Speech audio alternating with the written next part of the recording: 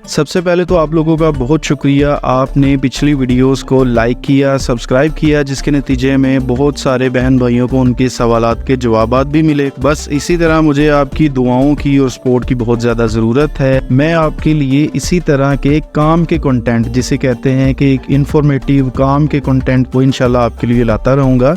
तो चलिए जल्दी से हमारे टॉपिक की तरफ चलते हैं। आज मैं आपको बताऊंगा कि मूफा की सिंपल अटेस्टेशन और पोस्टाइल अटेस्टेशन में क्या फ़र्क है। दोनों अटेस्टेशंस को हेड टू हेड कंपेयर करेंगे ताकि आप लोगों को इसका बेहतर अंदाज़ा हो सके। सबसे पहले बात करते हैं सिंपल अटेस्टेशन की, जिसमें आप खुद भी जा सकते हैं और आप कोरियर सर्विस भी इस्तेमाल कर सकते हैं। इसके लिए आपको अपॉइंटमेंट लेने की ज़रूरत नहीं होती, बल्कि आप खुद जाएँ तो एक ही दिन में अटेस्टेशन हो जाती है। कोशिश करें आप अर्ली चले जाएँ, 6, 7, 8 बजे के दौरान आप वहाँ पे मौजूद हों। तो आप कोशिश करें मतलब कि 11 बजे से पहले अंदर दाखिल हो जाएं।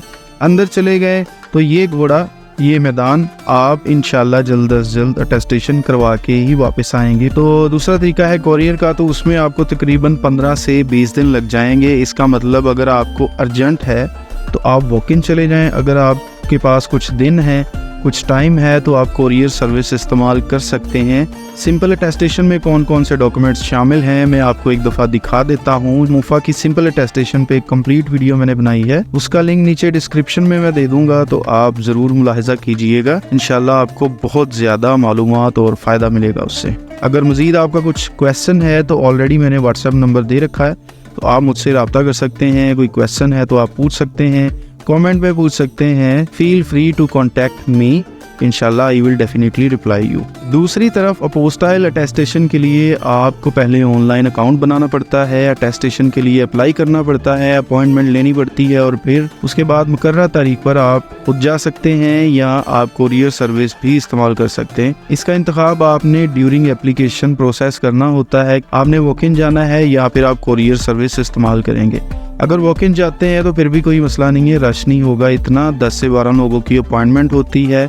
उनको बता दीजिएगा कि आपका पोस्टाइल की अपॉइंटमेंट है, फिर क्योंकि 11 बजे वो गेट बंद करते हैं तो आपके लिए वो गेट खोल देंगे और आपको अंदर दाखिल होने की इजाज़त दे देंगे। जब आप अंदर दाखिल होंगे तो आधे से पौने घंटे के दरमियान आपकी अटेस्टेशन हो जाएगी। लिस्टेड कंट्रीज़ आपको पोर्टल पर ही मिल जाएंगी। एक दफ़ा मैं आपको दिखा देता हूँ। जब आप अपना अकाउंट बनाएंगे, कंप्लीट करेंगे, तो यहाँ पर आपको अपोस्टाइल कंट्रीज़ की लिस्ट मिल जाएगी। इस पे आप क्लिक करेंगे तो यहाँ पे आप अपनी जो रेलिवेंट कंट्री है जहाँ आपने जाना है उस कंट्री को यहाँ से चेक कर सकते हैं कि क्या ये अपोस्टाइल के लिए लिस्टेड है या नहीं है।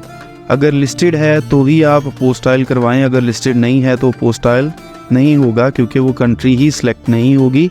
इसके लिए ये आपको कंट्री लाजमी सिलेक्ट करना होगा। कोरियर सर्विस के लिए आप TCS, Jerry's international, ECS excellent courier service जिसे कहते हैं, लेपर्ड कोरियर सर्विस और मुल्लर एंड फिप्स जिसे M&P कहते हैं, ये तमाम तर सर्विसेज अवेलेबल हैं, इनको यूज़ कर सकते हैं। अगर आप अपने डॉक्यूमेंट्स की सिंपल अटेस्टेशन करवाते हैं तो आपको जिस भी कंट्री जाना होता है वहाँ की एम्बेसी की अटेस्टेशन दरकार होती है, जिसकी फ़ीस लगभग कोई 15 से 20 हज़ार रुपये पर डॉक्यूमेंट होती है। लेकिन अगर आप अपोस्टाइल अटेस्टेशन करवाते हैं तो आपको दौरान एप्लीकेशन इस मुल्क का इंतखाब करना होता है जहां आपने जाना है, और वहीं की अटेस्टेशन एम्बेसी की अटेस्टेशन के इक्विवेलेंट हो जाती है, जिसके बाद आपको एम्बेसी की तस्दीक करवाने की ज़रूरत नहीं होती। इसकी फ़ीस लगभग 3000 से 5000 रुपये के दरमियान हो सकती है पर डॉक्यूमेंट। अगर आप किसी कंट्री का इंतखाब नहीं करते तो आपकी एप्लीकेशन आगे प्रोसेस नहीं हो पाएगी। पोस्टाइल की फ़ीस एम्बेसी की फ़ीस से तकरीबन 5 गुना कम है, लेकिन इसमें आप बाउंड हो जाते हैं कि आपने जिस कंट्री का इंतखाब किया है सिर्फ इसकी अटेस्टेशन होगी।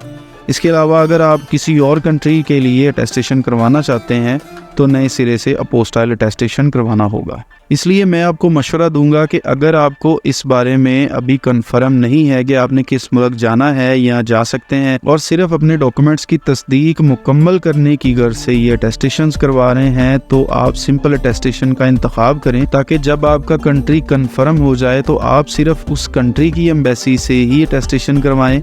इस तरह कुछ पैसे ज़्यादा तो लगेंगे, लेकिन आपका वो कीमती वक्त बचेगा जो आपके लिए इंतहाई ज़रूरी होगा, क्योंकि जब आपकी जॉब या स्टडी वीज़ा के लिए कंफर्मेशन हो जाती है तो एक एक दिन कीमती होता है जिसे ज़ाया नहीं करना चाहिए। सब्सक्राइब, लाइक, शेयर प्लीज़, दुआओं में याद रखिएगा। अगर किसी का कोई सवाल है तो सब्सक्राइब करके मुझे टेक्स्ट कर दें, व्हाट्सएप नंबर मैंने दे रखा है, कमेंट में भी पूछ सकते हैं आप। अपना बहुत सारा ख्याल रखिएगा। टेक केयर, अल्लाह हाफिज़।